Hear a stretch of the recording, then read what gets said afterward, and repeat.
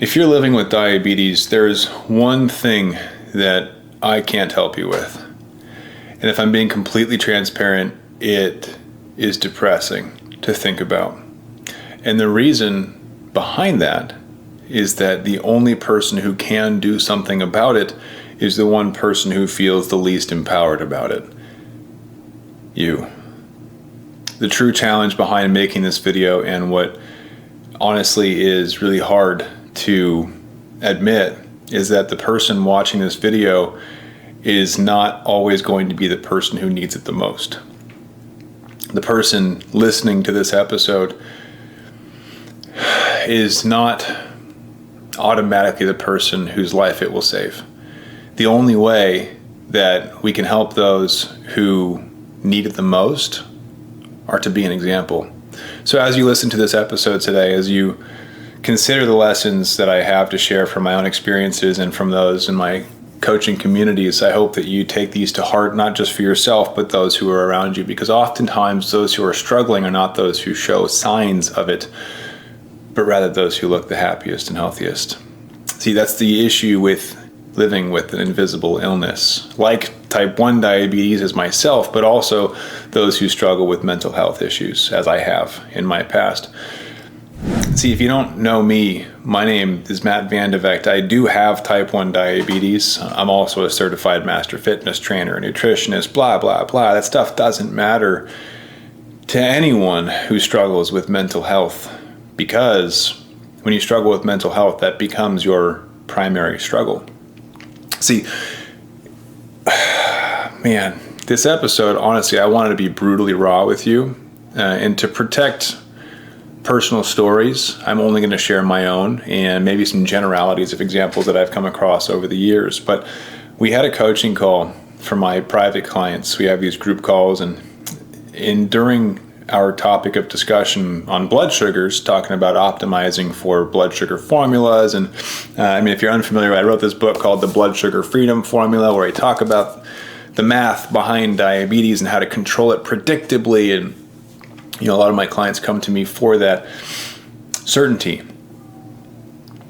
And there's one thing that I am certain of that I cannot help with directly, and that is mental health. Because the person who holds the power is the person who's struggling with it. See, if you are struggling with mental health in any capacity, I cannot fix you.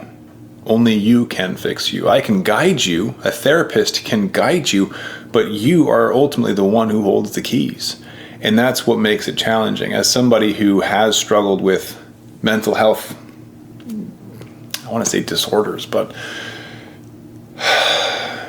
ups and downs in the past myself, I can tell you that I had plenty of people who were willing to help me. But until I was willing to help myself, nothing else mattered.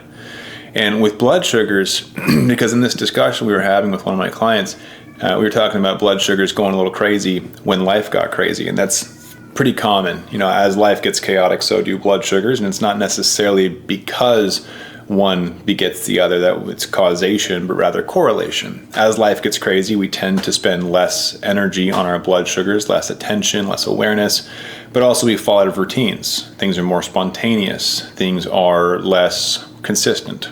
And that's one of the reasons blood sugars can get crazier. But as we were talking about blood sugars and numbers and formulas and calculations and all of that, something else surfaced, which was the reality of life in this person's situation and just the difficulty behind it. And a lot of clients came alongside them. This is the power of environment, really, it really is, and shared that this individual was not alone in their experiences, that diabetes is hard, but so is life. And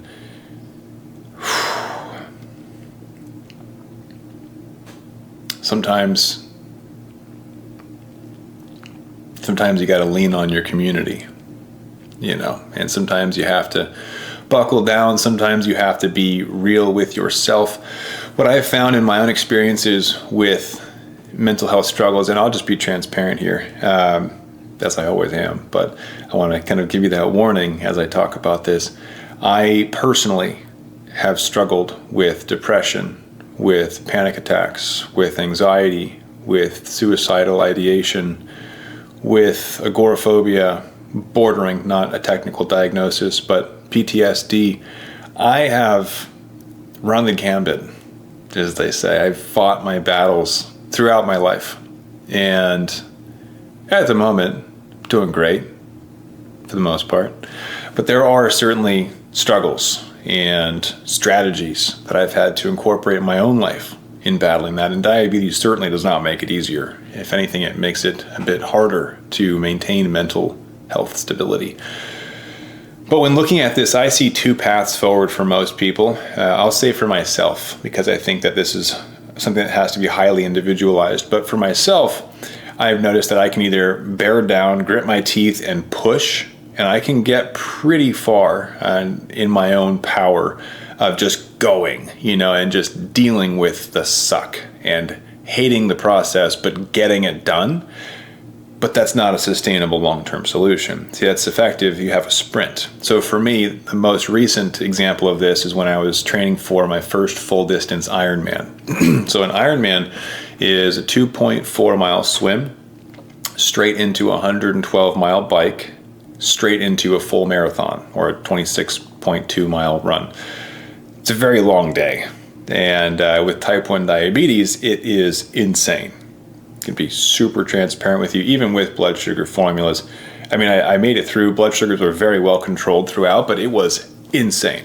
And my training truly tested the limits of my mental health. And I got to a point where I was at my capacity. I was at my limit. And I actually kind of held a family meeting of sorts.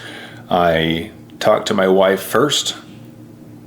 I told her that I was at my breaking point. I was going to finish my Ironman. I was going to finish what I set out to do, but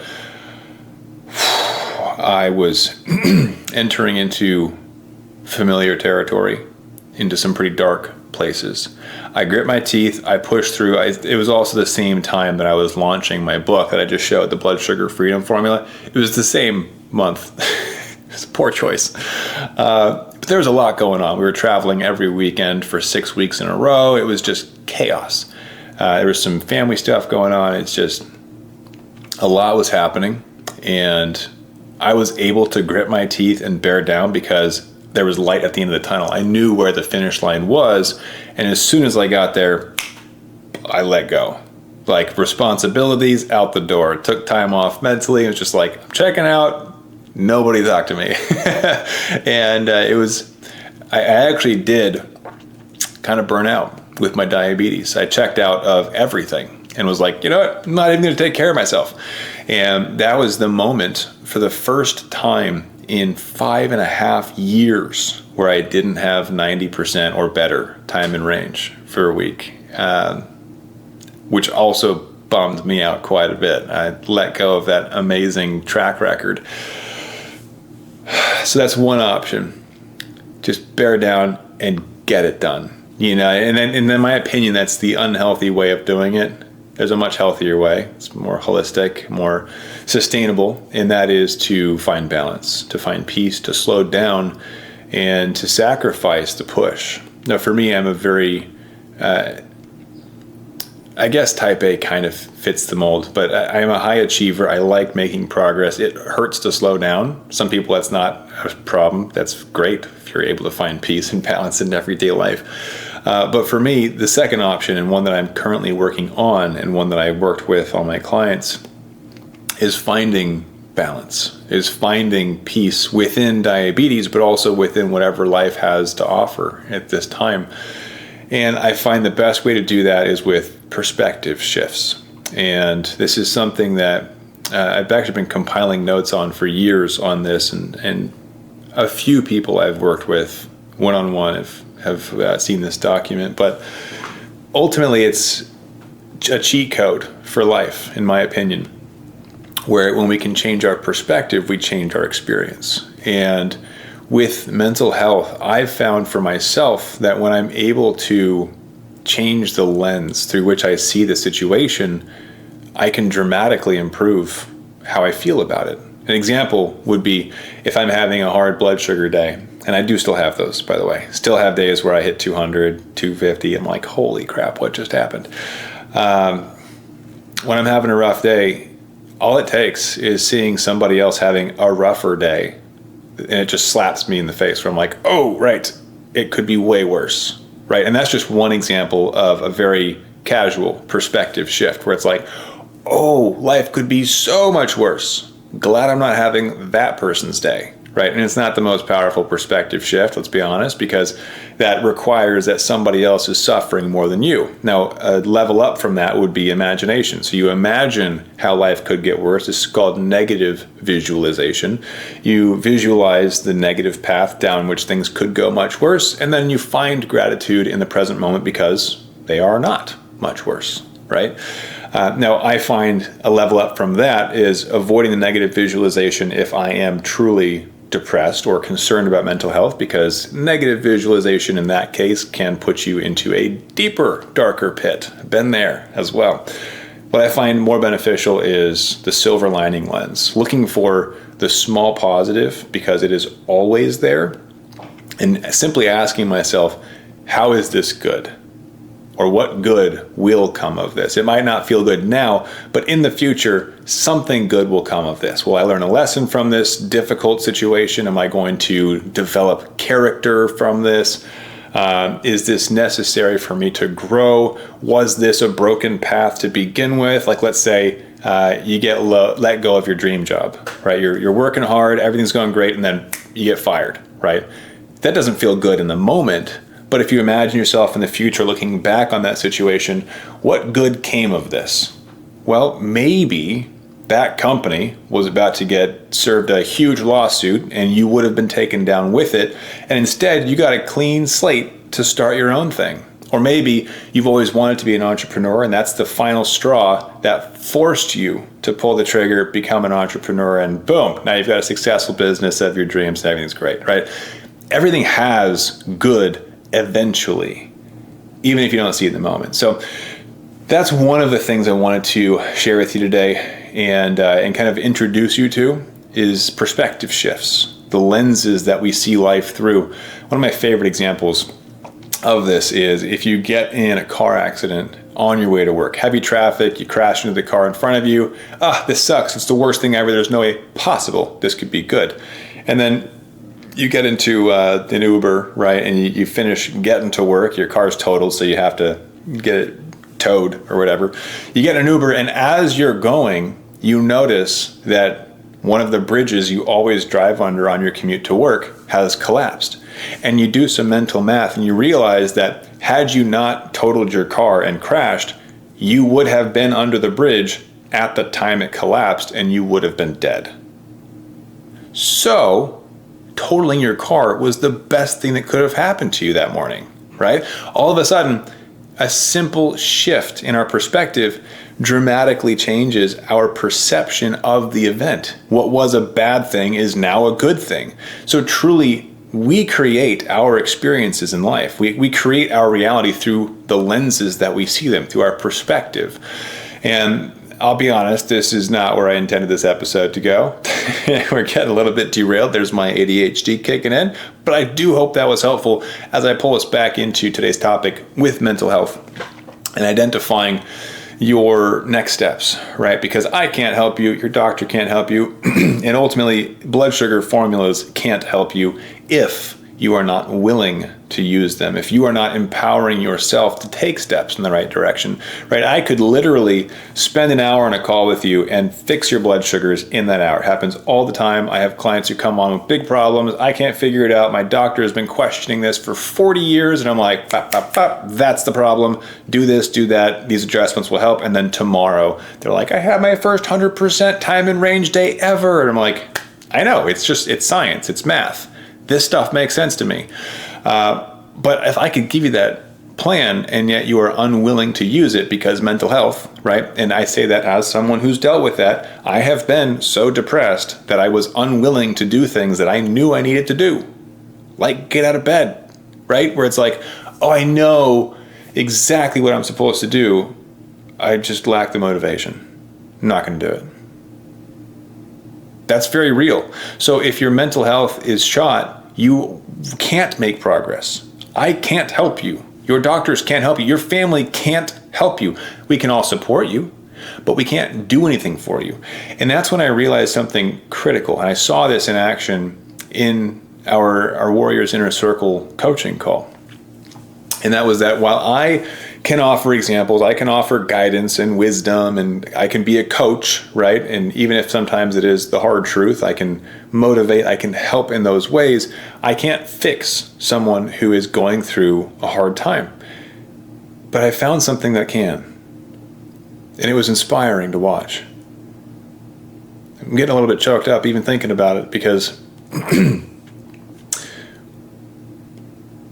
my clients came together for each other. And they always do. I've seen this happen time and time again. When one stumbles, the rest are there to catch them, pick them up, and continue. It's a beautiful thing. But your environment, the communities that you're a part of or not part of, are either the catalyst for your success and your transformation back to the best version of you, or they are what's holding you back. I've been in diabetes groups that are purely filled with depressing thoughts. People who are angry and negative and pulling others down and making excuses and playing the victim. And it is so easy to get trapped in those cycles where we get stuck in this victim mentality. But I've also been in groups. Well, I'm going to take a step back because that's not true. I've been in one group, our group, that lifts people up, that asks empowering questions, that supports each other when they trip so that it doesn't turn into a fall. They're caught before they ever hit the ground. They are lifted back up and they are empowered to take the next step on their own with the full support of the group behind them. It is a beautiful thing, and I watched other clients share stories that they had never shared before. I've watched clients who come alongside them and ask them empowering questions to show them that they too are struggling or have struggled, but will continue forward. It's your environment that lifts you to the level that they are at or pulls you down to the level that they are at. And if you are not in an empowering community, you are holding yourself back.